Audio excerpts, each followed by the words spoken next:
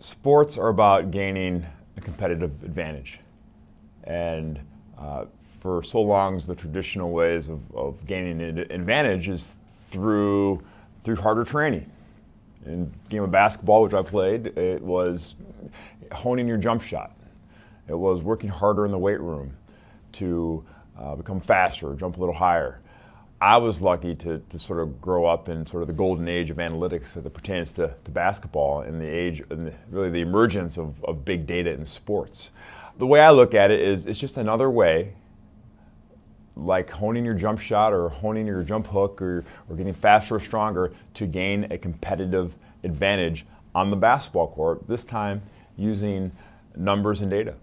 Before I really learned analytics, I tried to guard a guy like Kobe Bryant, who in my estimation was the toughest competitor that I ever played against. And all I had to rely on was the old eyeball test scouting report. Yeah, Kobe's got a really good right hand. You have to keep him out of the painted area. He's a great finisher. So, yeah, any Joe Schmo fan could tell you those things.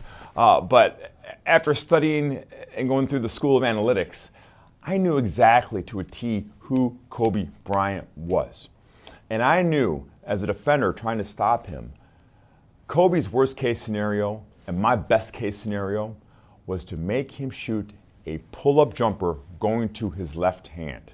All right? The average possession of the Los Angeles Lakers in 2008 was generated 0.98 points per possession. 0.98. So you took the average possession of the Lakers, they were going to score 0.98 points every time they had a possession. And so Kobe Bryant only shot the left-handed pull-up jumper at a 44% clip. So every time that he went left and shot that pull-up jumper, he was generating 0.88 points per possession. Well, that's a tenth of a point less than the average Laker possession.